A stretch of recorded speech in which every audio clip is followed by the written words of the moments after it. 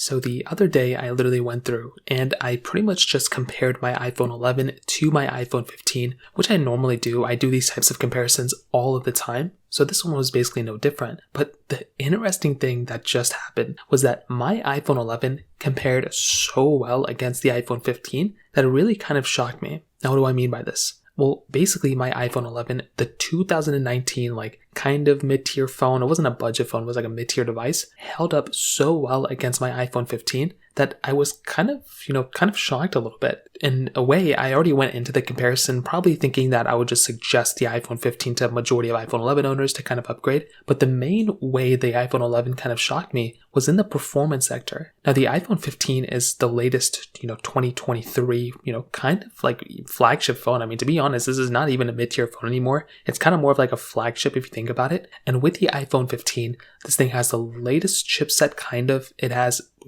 6 gigabytes of RAM, lots of performance improvements, and iOS 17 was kind of tailored to this iPhone. But when I was doing my app opening speed, very basic comparison, nothing crazy, I was actually seeing that my iPhone 11 was kind of performing decently well. Now, of course, the 15 was still faster, but the iPhone 11 held its own. And it was still actually a pretty fast device, which was very surprising. On top of that, because both these phones have 60 Hz refresh rates, I kind of got that sense that the iPhone 11 was almost kind of doing the same thing that the iPhone 15 was doing, albeit a little bit slower, but still performing very, very well from that perspective, from that specific standpoint, which was insane. On top of that, when I was feeling both phones in the hand and I was kind of using them, although the iPhone 15 has a newer type of body, the iPhone 11 actually kind of reminded me a lot of the iPhone 15 with its curved side. The iPhone 15 is now a little bit more curved. You had, the dual camera setup. You had the same size display. Like I said, the iPhone 15 display is so much better, but the iPhone 11's display still isn't horrible. And it was actually kind of interesting how well the iPhone 11